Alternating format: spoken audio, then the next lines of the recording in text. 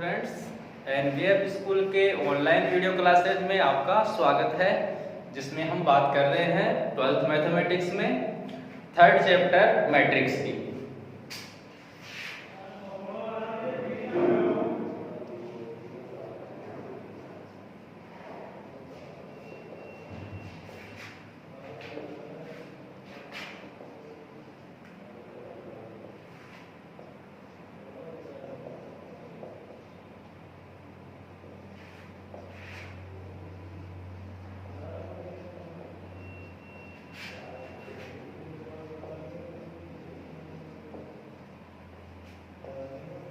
तो आपका है थर्ड चैप्टर मैट्रिक्स। तो लास्ट वीडियो में हमने मैट्रिक्स पर संक्रियाएं की बात की थी, जिसमें हमने देखा अवयव पर योग संक्रिया, व्यवकलन, गुणन, अदिश गुणन और ऋण अवयव की बात की थी। फिर इसके बाद हमने अवयव पर कुछ गुणधर्म देख रहे थे और इसमें सबसे पहले हम बात कर रहे हैं अवयव योग के गुणधर्म।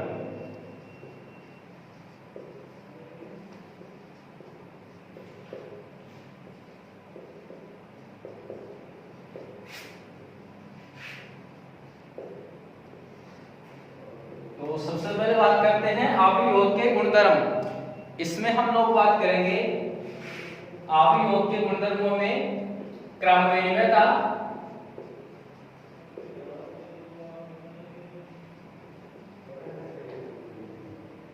और बात करेंगे हम साहचर्यता,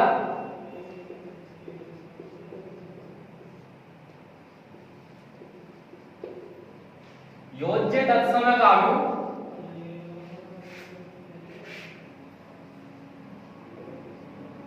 इसके बाद आपका चौथा गुणधर्म है योज्य प्रतिलोम अवयव।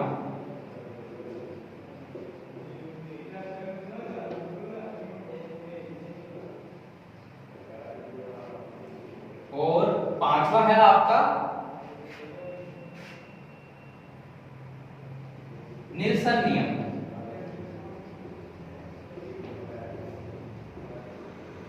इसे काटने का नियम भी कहते हैं।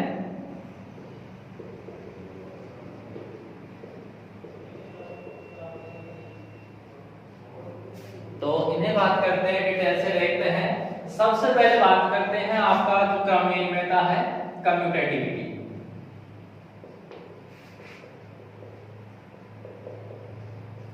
देखो अवयव योग संक्रिया के लिए क्या होते हैं, क्रमविनिमय होते हैं। यानी क्रमविनिमय नियम से क्या कर सकते हैं हम, यदि हमारे पास कोई दो अवयव है समान क्रम के अवयव, यदि ए तथा बी दो समान क्रम के अवयव है,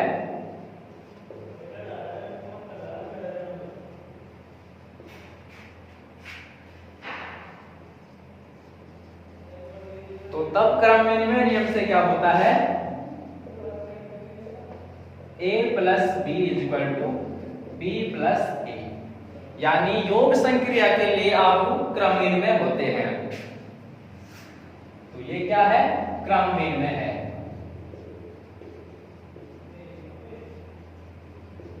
फिर इसके बाद बात कर रहे हैं हम साहचर्यता की, एसोसिएटिविटी।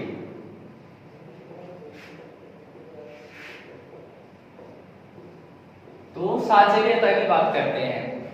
तो योग संक्रिया के लिए आप साहचर्य नियम का भी पालन करते हैं। और साहचर्य नियम क्या होता है कि यदि कोई तीन अवयव है ए बी व सी जो समान क्रम के है,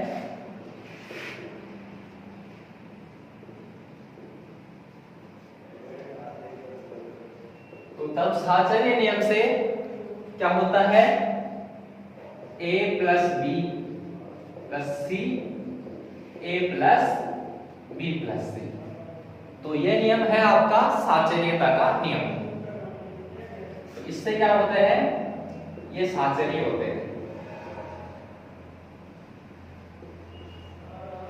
फिर आपका तीसरा जो गुणधर्म है योज्य तत्समक अवयव।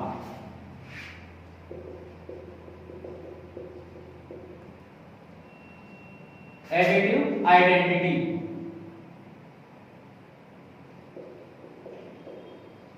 मैट्रिक्स। तो योज्य योज्य तत्समक अवयव क्या है? तो योग संक्रिया के लिए आपका जो तत्समक अवयव है वो शून्य अवयव होता है। यानी यदि ए कोई m क्रॉस n क्रम का अवयव है,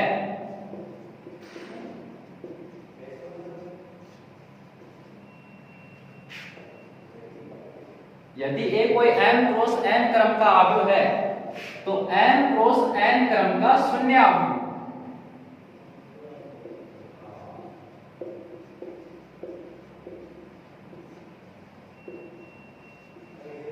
तो m क्रॉस n क्रम का जो शून्य अवयव है वो इसका योज्य तत्समक अवयव कहलाता है।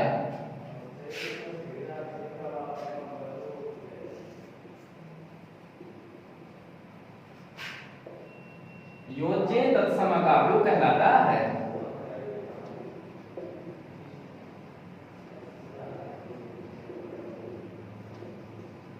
अर्थात इससे क्या लिख सकते हैं कि शून्य अवयव क्या होता है? योज्य तत्समक अवयव होता है। इसलिए क्या होगा? a plus 0 equal to a equal to 0 plus a। तो ये जो नियम होता है वो तत्समक है, तत्समक अवयव का होता है, योज्य तत्समक अवयव। ठीक है, फिर इसके बाद बात करते हैं हम जो चौथा गुणधर्म आपका है योज्य प्रतिलोम अवयव का। तो योज्य प्रतिलोम अवयव क्या होता है? यहाँ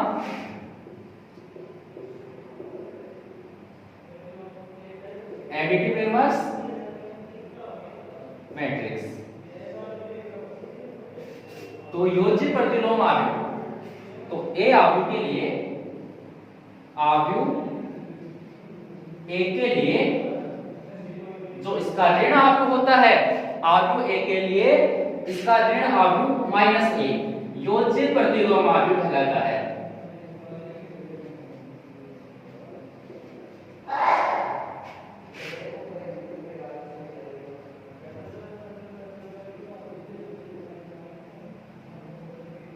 अर्थात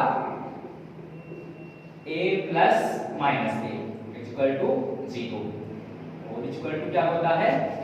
माइनस ए प्लस ए। तो ये क्या है? इसका योज्य प्रतिलोम अवयव कहलाता है। यानी किसी भी अवयव के लिए उस अवयव का ऋण अवयव योज्य प्रतिलोम अवयव कहलाता है। ठीक है, फिर से बात करते हैं आपका जो पांचवा नियम है वो है निरसन नियम या काटने का नियम, कैंसलेशन लॉ।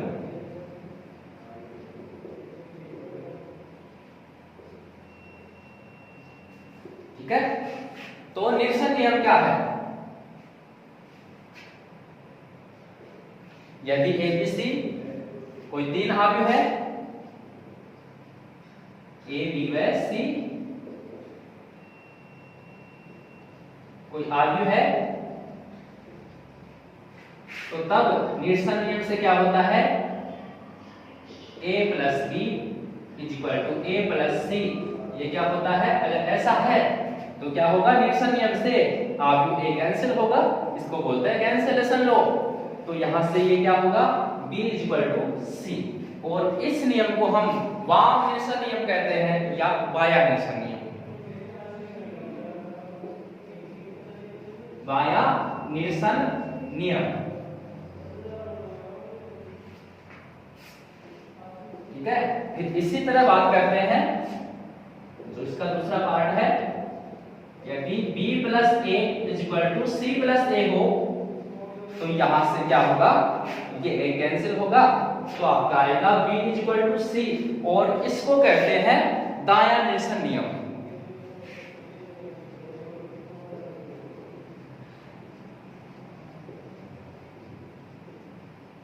तो इस तरह से योग संक्रिया के लिए ये आपके 5 गुणधर्म थे। 5 गुणधर्म में कौन कौन से की बात की हमने? सबसे पहले बात की है क्रम विनिमयता की। तो योग संक्रिया के लिए आप क्या होते हैं? क्रम विनिमय नियम का पालन करते हैं। और योग संक्रिया के लिए आप साहचर्य नियम का भी पालन करते हैं। फिर तीसरा नियम आपका क्या है? योज्य तत्समक अवयव। तो योग संक्रिया के लिए योज्य तत्समक अवयव आपका शून्य अवयव कहलाता है। फिर आपका है योज्य प्रतिलोम अवयव। तो योग संक्रिया के लिए प्रतिलोम अवयव क्या होगा? जिस अवयव को जो अवयव दिया हुआ है उसका ऋण अवयव। जैसे अवयव a है तो इसके लिए इसका ऋण अवयव माइनस ऑफ ये योज्य प्रतिलोम अवयव कहलाता है। ठीक है, फिर आपका है निरसन नियम। तो निरसन नियम दो होते हैं, वाम निरसन नियम और दक्षिण निरसन नियम। तो इस तरह से योग संक्रिया के लिए आपके 5 नियम है। ठीक है, फिर बात करते हैं गुणन संक्रिया के गुणधर्मों की।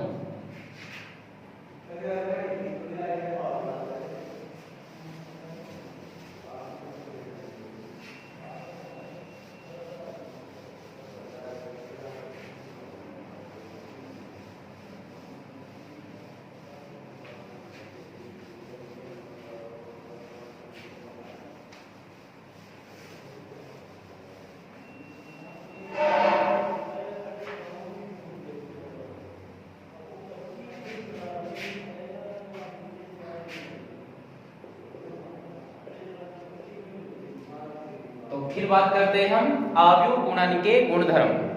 तो आव्यूह गुणन के गुणधर्मों में बात करते हैं, ये आपके 4 गुणधर्म है। ये कौन कौन से हैं? इसमें सबसे पहले देखते हैं हम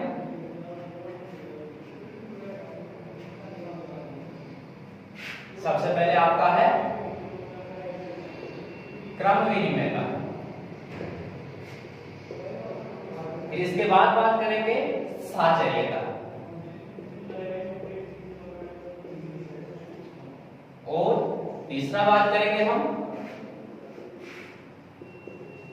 गुणन तत्समक आव्यूह, और चौथे नियम में हम बात करेंगे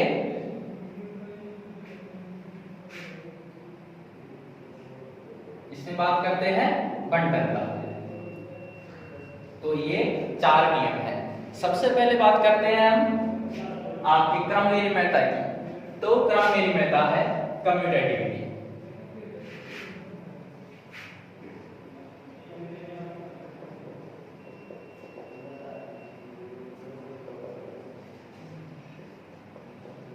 तो क्रम विनिमयता के लिए क्या होता है?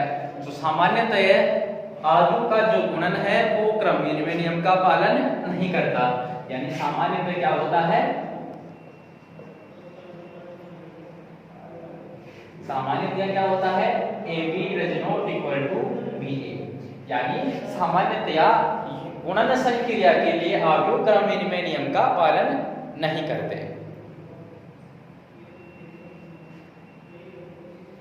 ठीक है, लेकिन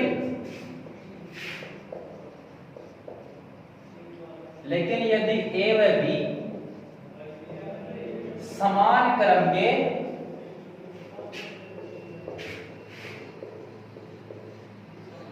विकर्ण आव्यूह, ठीक है, लेकिन A व B समान क्रम के जब विकर्ण आव्यूह हो तब क्या होता है? आव्यूह की गुणन संक्रिया क्रम विनिमय नियम का पालन करती है। यानी क्या होता है? AB = BA। यानी क्रम विनिमय नियम के लिए क्या कहते हैं कि गुणन संक्रिया के लिए आव्यूह सामान्यतया क्रम विनिमय नहीं होते। गुणन संक्रिया के लिए क्या होते हैं? सामान्यतया क्रम विनिमय नहीं होते। लेकिन यदि ये दोनों आव्यूह A व B समान क्रम के विकर्ण आव्यूह होते हैं तब क्या होते हैं? ये क्रम विनिमय होते हैं।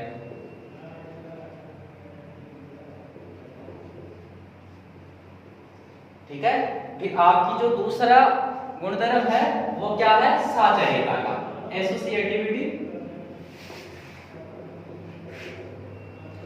तो साचर्यता का नियम इसमें क्या है? अगर A B व C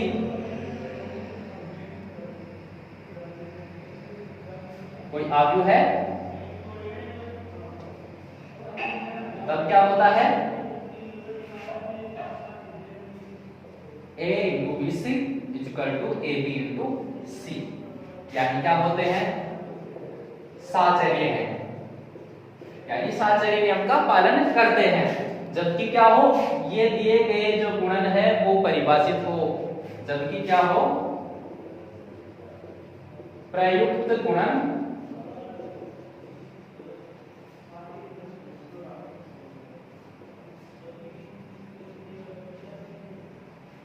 परिभाषित है। ठीक है, जो आव्यूह की जो साचर्यता गुणधर्म है आवयव गुणन संक्रिया के लिए साहचर्य होते हैं यदि ये प्रयुक्त गुणधर्म क्या होते हैं, परिभाषित होते हैं। फिर इसके बाद बात करते हैं आवयव गुणन तत्समक आवयव। ठीक है, जो गुणन तत्समक आवयव है वो क्या है, हमने बात की है पहले योज्य तत्समक आवयव की। तो योग संक्रिया के लिए आपका तत्समक आवयव क्या था, शून्य आवयव था। ठीक है, अब बात कर रहे हैं गुणन तत्समक आवयव की। तो गुणन तत्समक आवयव क्या है, तो गुणन संक्रिया के लिए आपका तत्समक आवयव जो इकाई आवयव होता है वो तत्समक आवयव होता है। ठीक है, हम बात कर रहे हैं मल्टीप्लिकेटिव इनवर्स मैट्रिक्स। ठीक है, कि गुणन संक्रिया के लिए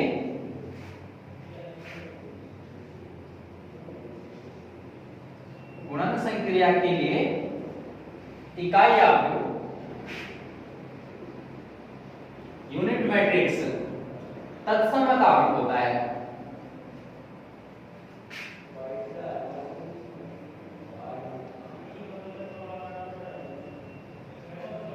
गुणन संक्रिया के लिए तत्समक आवयव इकाई आवयव होता है, अर्थात क्या होता है,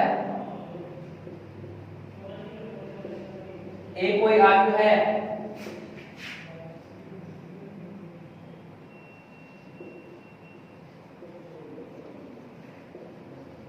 तब क्या होता है a इंटू आई और equal to a I into a। तो गुणन संक्रिया के लिए इकाई आवयव आपका तत्समक आवयव होता है। फिर आपका चौथा गुणधर्म है बंटनता।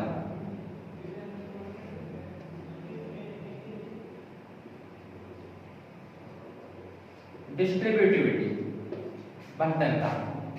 तो बंटनता क्या है इसकी बात करते हैं। तो आवयव गुणन योग के सापेक्ष क्या है, बंटन नियम के पालन करते हैं। आवयव गुणन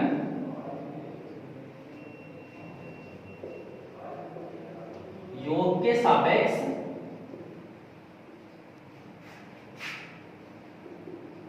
बंटन नियम का पालन करते हैं।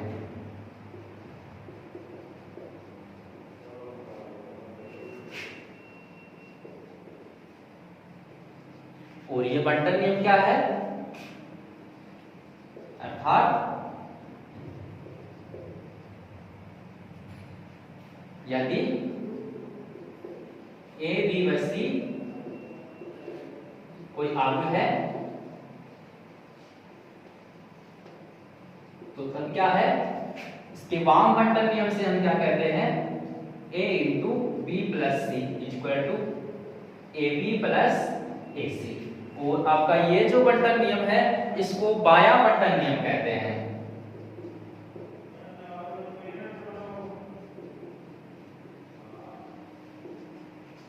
और इसी तरह से फिर बात करते हैं इसका सेकंड, तो b प्लस सी इंटू ए तो होगा आपका बी ए प्लस सी ए, और यह आपका दायां बंटन नियम कहलाता है।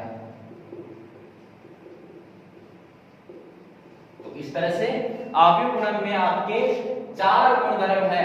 सबसे पहले है क्रम विनिमयता। तो आवयव गुणन क्रम विनिमय नियम का सामान्यतः पालन नहीं करते, लेकिन यदि ये दिए गए आवयव ए व बी समान क्रम के विकर्ण आवयव होते हैं तो ये क्रम विनिमय नियम का पालन करते हैं। फिर बात कर रहे थे हम साहचर्यता की। तो एबीसी अगर कोई तीन आवयव है तो साहचर्यता के नियम से क्या होता है, a into b c equal to a b into c, यानी साहचर्य नियम का पालन करते हैं। जबकि यहाँ पे जो प्रयुक्त गुणधर्म है, ये प्रयुक्त गुणन वो क्या है, परिभाषित है। ठीक है, फिर आपका जो तीसरा नियम है वो क्या है, गुणन तत्समक आवयव का। तो गुणन संक्रिया के लिए आपका तत्समक आवयव इकाई आवयव होता है। योग संक्रिया के लिए तत्समक आवयव शून्य आवयव होता है और गुणन संक्रिया के लिए तत्समक आवयव इकाई आवयव होता है। फिर चौथा नियम है आपका बंटनता। ठीक है, तो आवयव गुणन योग के सापेक्ष क्या है, बंटन नियम का पालन करते हैं। जिसमें वाम बंटन नियम से बाएं बंटन नियम से क्या कहते हैं, a into b plus c equal to क्या होता है, ए बी प्लस ए सी। इसी तरह दाएं बंटन नियम से क्या कहते हैं, b प्लस सी इंटू ए, तो बी ए प्लस सी ए। ठीक है, तो ये आव्यूह गुणन के 4 गुणधर्म थे। फिर इसके बाद बात करते हैं हम आव्यूह अदिश गुणन गुणधर्म।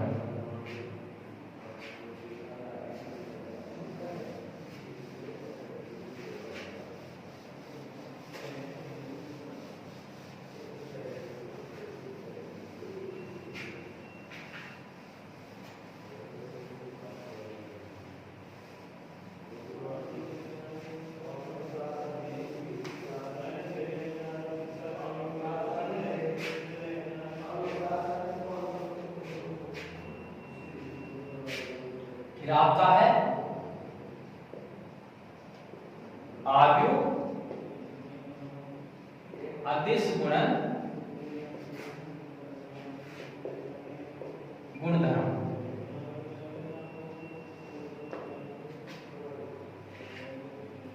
इसमें सबसे पहले बात करते हैं, यदि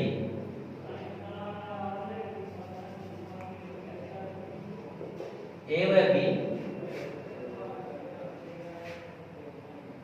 कोई दो समान क्रम के आव्यूह है,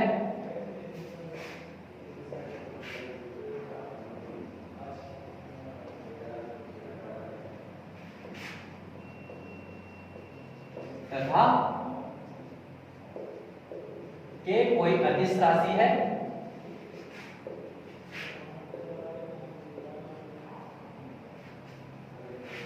के व एल कोई अदिश राशि है,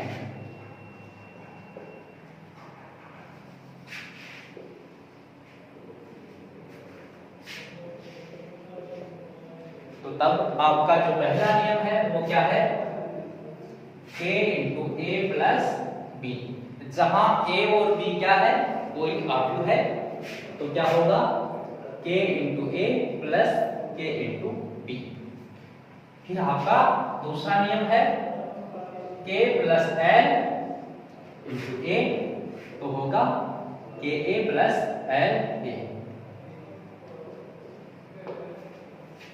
इसी तरह से आपका तीसरा नियम है और वो है k into l a is equal to l k ए,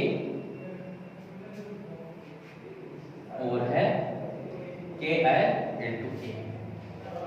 तो इस तरह से अदिश गुणन के ये 3 नियम है।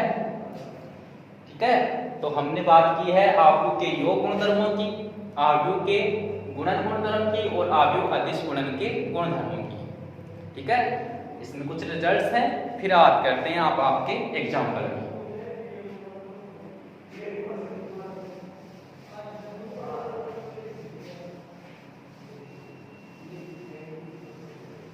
तो इसमें कुछ रिजल्ट्स आते हैं, वो क्या है, सबसे पहले बात करते हैं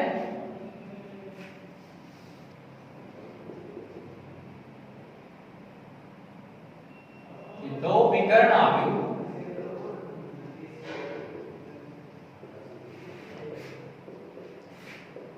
का गुणन आव्यूह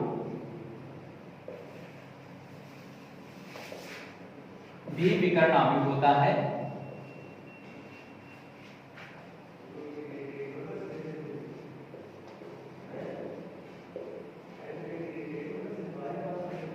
दो विकर्ण आव्यूह का गुणन आव्यूह भी क्या होता है, एक विकर्ण आव्यूह होता है। फिर बात करते हैं दूसरा रिजल्ट क्या है कि दो अदिश आव्यूह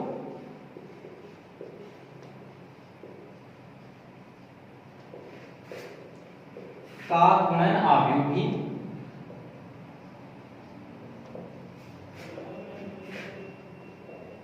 अदिश आव्यूह होता है।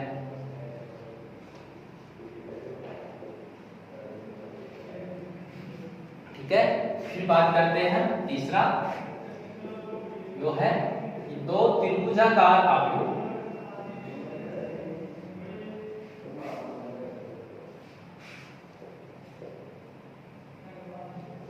का गुणन आव्यूह भी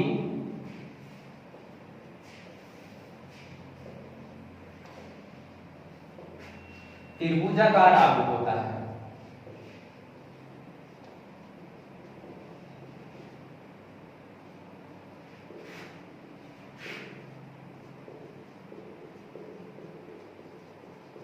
ठीक है, चौथा है आपका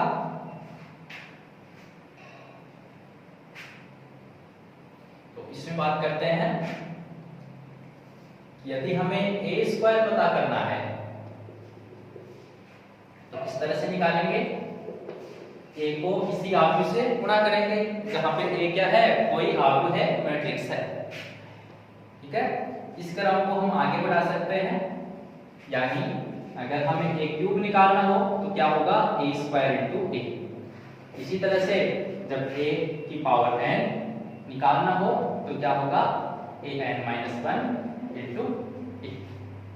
ठीक है, इसी में है यदि ये हो a की पावर m है इंटू a की पावर n, तो क्या होगा, a की पावर m प्लस n। ठीक है, इसी में है तीसरा, वो क्या है, जब a की पावर m और इसकी पावर n हो तो क्या होगा, a की पावर n इंटू n। तो इस तरह से गुणन किया जाता है आव्यूह में। इसी में आगे है किसी आव्यूह की शून्य घात हो तो इसका क्या होगा, ये इकाई आव्यूह होगा, इसकी वैल्यू क्या आएगी, इकाई आव्यूह। ठीक है, ये पांचवा नियम है आपका,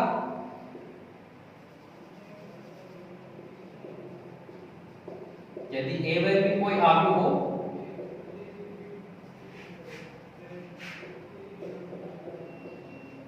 कोई दो आव्यूह हो तो क्या होगा, a प्लस b का स्क्वायर इज इक्वल टू क्या होगा, a square plus b square plus ab plus b। इसी में होगा a माइनस b का स्क्वायर क्या होगा, a square minus b square और होगा प्लस, इसको सोल्व करेंगे तो किस तरह से करेंगे, यहां इस तरह से भी सोल्व कर सकते हैं इसको, a प्लस b का स्क्वायर, इसको किस तरह से सोल्व करेंगे, a plus b into a plus b। तो ये आएगा a square plus b square plus ab और प्लस b। ठीक है, इसी तरह से ये होगा a minus b into a minus b। तो ये होगा आपका a स्क्वायर, ये होगा प्लस b स्क्वायर और ये होगा माइनस ab और ये होगा माइनस b। ठीक है, इसी तरह से होगा आपका तीसरा a plus b a minus b। तो क्या होगा, यहाँ आएगा a स्क्वायर और ये होगा माइनस b स्क्वायर, फिर आपका होगा माइनस ab और फिर होगा प्लस b। ठीक है, इसी में एक आगे हो a minus b into a plus b। तो क्या होगा, a square minus b square, फिर आपका होगा प्लस ab और माइनस ba। तो ये आपके कुछ रिजल्ट्स हैं। अब बात करते हैं हम आपके एग्जाम्पल्स की। ठीक है, तो ये कुछ 5 रिजल्ट्स निकल के आते हैं जो आपके एग्जाम्पल्स में, क्वेश्चंस में काम में आएंगे। ठीक है, इसके बाद बात करेंगे अब आपके एग्जाम्पल। तो सबसे पहले बात करते हैं आपके बुक के एग्जाम्पल नंबर 5।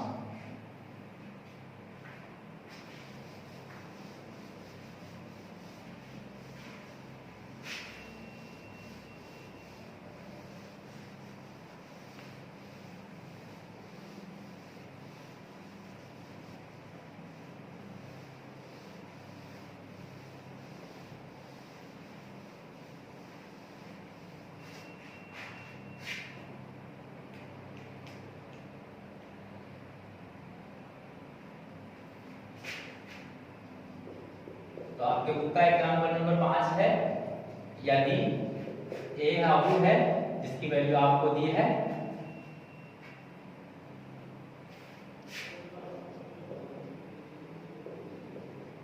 यह है 2 4 -1 3 2 5।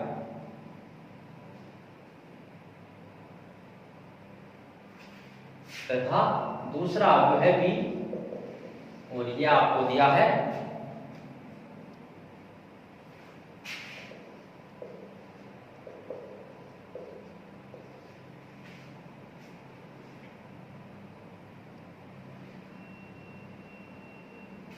तो ये आपको कोई दो आर्ग्यू दिए हैं। आपकी बुक का 5वां एग्जांपल क्या है, यदि ए आर्ग्यू ये है और आर्ग्यू बी है ये हो तो 2a - 3b ज्ञात कीजिए। तो ये आपका 5वां एग्जांपल। तो सॉल्यूशन देखो इसे किस तरह से सॉल्व करेंगे। आपको क्या ज्ञात करना है 2a - 3b, ठीक है। इसे इस तरह से लिख सकते हैं 2a + -3b। तो यहां इनके मान लिखते हैं 2 इंटू ए क्या है आप ए है जिसकी वैल्यू आपको ये दी है और ये है 2 4 -1 3 2 5 प्लस -3 इंटू बी है बी आगे का मान आपके पास दिया है 2 1 0 -1 3 4। इसको सॉल्व करेंगे तो क्या आएगा, यह आपका क्या है अदिश गुणक है, दो क्या है कोई अदिश राशि है तो इसको गुणा करेंगे तो ये आप ए है जो मैट्रिक्स ए है इसकी प्रत्येक अवयव से गुणा होगी। तो अंदर गुणा करेंगे तो क्या आएगा आपका, ये आएगा 4 8 -2 6 4 और ये 10 प्लस फिर है -3 कोई अदिश है तो यहाँ फिर से इसको क्या करेंगे प्रत्येक अवयव से गुणा कर दिया तो ये आ गया -6 -3 0 और ये +3 फिर होगा आपका -9 और ये -12। अब क्या करना है इनको ऐड करना है तो आगे को जोड़ेंगे तो क्या आ गया, यहाँ आएगा आपका इनको जोड़ेंगे तो क्या आएगा 4 -6 -2 8 -3 5 -2 और 0 -2 और ये आ गया 9। इस तरह से यहाँ आ गया -5 और ये क्या आ गया -2। तो इस तरह से आपको जो 2a - 3b इसकी वैल्यू निकालनी थी वो आओ, ठीक है। तो ये था आपका 5वां एग्जांपल।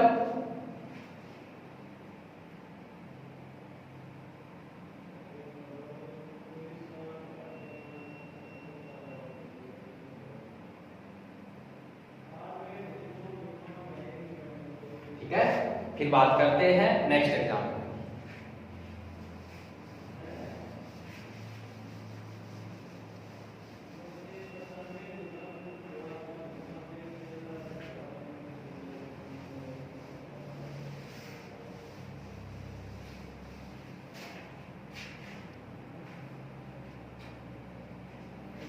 और ये आपका एग्जांपल नंबर है 6 जिसमें क्या दिया है, यदि आर्ग्यू बी है और इसकी वैल्यू दी है आपको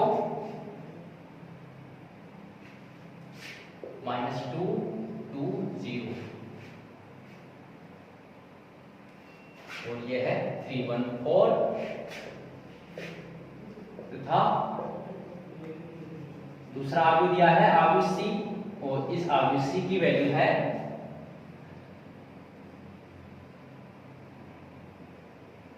यह है 2 0 -2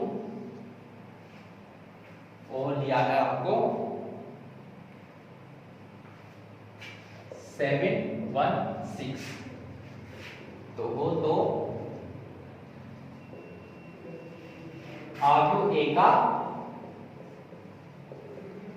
मान ज्ञात कीजिए।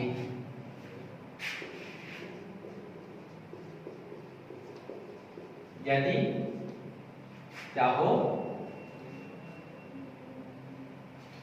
यदि आपके पास हो 2a - 3b + 5c = 0 जहां पे क्या है ये 0 है, वो क्या है 2 क्रॉस 3 शून्य आव्यूह है।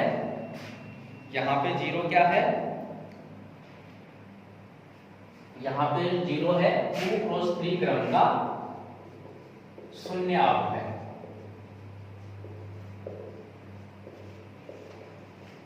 ठीक है, तो आपको निकालना है आव्यूह ए का मान। ठीक है, तो देखो यहाँ पे आपको क्या दिया है, यहाँ दिया है 2a minus 3b plus 5c equal to 0 शून्य। ठीक है, तो मान निकालना है किसका, आव्यूह ए का। तो यहाँ से क्या लिखेंगे, 2a की वैल्यू निकाल लिया, क्या आ गया 0, ये इधर आएगा तो प्लस 3b माइनस 5c, यहाँ मान लिखेंगे। तो इस तरह से लिखेंगे 0 क्या है यहाँ पे 2 क्रॉस 3 क्रम का शून्य आव्यूह है, तो इसकी वैल्यू रख दिया यहाँ पे 0 0 0। तो ये क्या आ गया 2 क्रॉस 3 क्रम का शून्य आव्यूह, फिर प्लस t और b है, आव्यूह b की वैल्यू आपको दी है -2 2 0, फिर है 3 1 4, फिर आपको दिया है -5, इस पे किस तरह से लिखेंगे प्लस -5, और यहाँ पे c आव्यूह है, इसकी वैल्यू दी है 2 0 -2, फिर है 7 1 6। तो इस तरह से ये आपको आ गया c। ठीक है, सोल्व कर लिया इनको, क्या होगा, ये तो आ गया आपका शून्य आव्यूह। फिर क्या होगा, ये है 3 कोई अदिश राशि है, तो इससे गुणा करने के लिए क्या करना होगा, इसकी प्रत्येक अवयव से गुणा करेंगे। तो यहाँ गुणा कर दिया, क्या गया -6 6 0 9 3 और ये 12। ठीक है, फिर आगे सोल्व किया इसको, ये क्या आएगा, ये आ गया आपका 10 0 और ये प्लस के 10 हो गए, -35 -5 और -30। तो इस तरह से ये गुणा हो गए। अब क्या करना है, इनको ऐड करना है। तो यहाँ से क्या आएगा, ये आ गया 0 -6 और -10 क्या आ गया -16, 0 प्लस 6 और 0 क्या आ गया 6। फिर इसी तरह से 0 0 और ये 10 है, तो यहाँ आ गया 10, फिर आएगा 0 9 और 9 और ये -35, तो यहाँ क्या आएंगे, ये आ गए आपके पास -26। इसको फिर आगे सोल्व करेंगे, 0 0 में 3 ऐड गया 3 और -5 तो -2 हो गया, 0 12 और ये आ गया -18। तो इस तरह से ये ऐड कर दिया। अब क्या करना है, ये था आपका 2a की वैल्यू, आपको निकालना है a की वैल्यू। तो क्या होगा 1/2 इनटू ये आपने जो आपको दिया है योगफल का क्या आया है, ये है।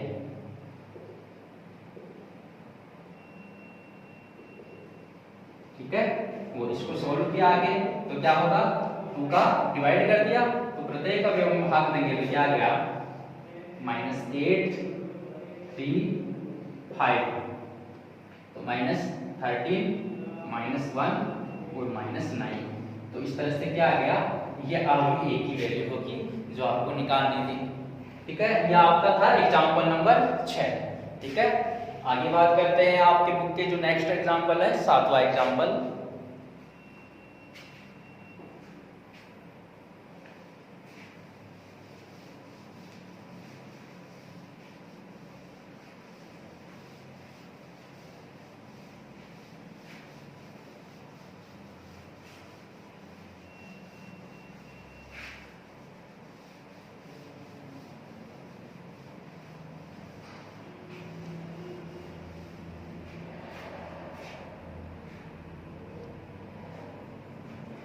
यहाँ दिया आपका एग्जांपल नंबर 7, यानी a इक्वल टू, यहाँ a को आगे दिया है,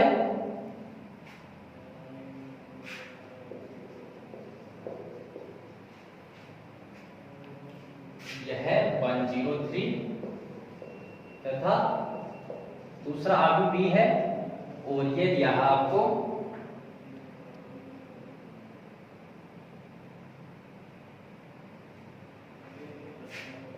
6 माइनस 7 0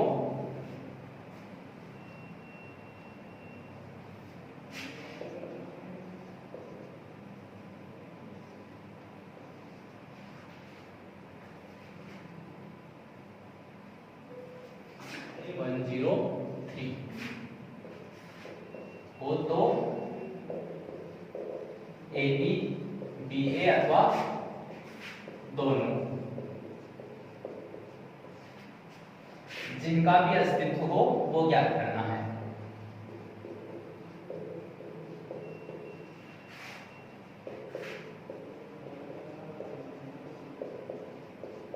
इसमें ए बी बी ए अथवा दोनों, जिनका भी यहाँ पे अस्तित्व है वो ज्ञात करना है। तो पहले तो ये देखना है कि कौन कौन से गुणन यहाँ परिभाषित है। जो गुणन परिभाषित है वो फिर आपको निकालना है। तो यहाँ देखो क्या है, आप ए का क्रम क्या है, क्योंकि यहाँ पे आप ए का क्रम क्या किया है, ये तो आपका है 2 क्रॉस 3 तथा आगे बी का क्रम है, ये क्या है, यह आपको दिया है 3 क्रॉस 3। ठीक है, तो क्या है, यहां पे जब गुणन अपन ए बी की बात करते हैं तो गुणन ए बी कब परिभाषित होगा, जब ए में स्तंभों की संख्या और बी में पंक्तियों की संख्या समान हो। तो देखो ए में स्तंभों की संख्या कितनी है, 3 है, और बी में स्तंभों की संख्या, ए में स्तंभों की संख्या कितनी है, 3, और बी में पंक्तियों की संख्या कितनी है, 3। दोनों क्या है, बराबर है। यानी यहां क्या लिख सकते हैं कि ए बी परिभाषित है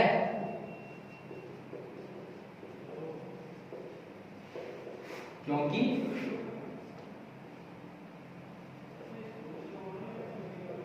ए में स्तंभ संख्या इक्वल टू बी में पंक्ति संख्या, इसलिए गुणन ए बी तो परिभाषित होगा, परंतु बी ए परिभाषित नहीं है, क्योंकि देखो गुणन बी ए परिभाषित होने के लिए क्या होना चाहिए, बी ए में स्तंभ संख्या और ए में पंक्ति संख्या बराबर होनी चाहिए। तो देखो बी में स्तंभ संख्या कितनी है, यह आपकी 3 है, और ए में पंक्तियों की संख्या कितनी है, यह आपकी 2 है। क्योंकि दोनों बराबर नहीं है, इसलिए क्या होगा, बी ए गुणन परिभाषित नहीं है। क्योंकि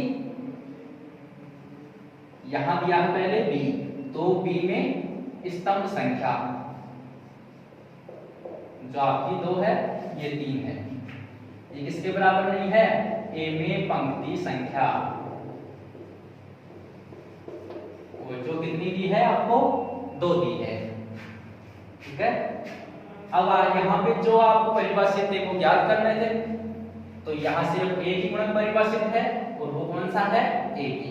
तो ए बी की वैल्यू हम निकालेंगे, ए और बी के मान क्या रखने हैं, तो ए का मान है 4 2 - 5 1 0 3।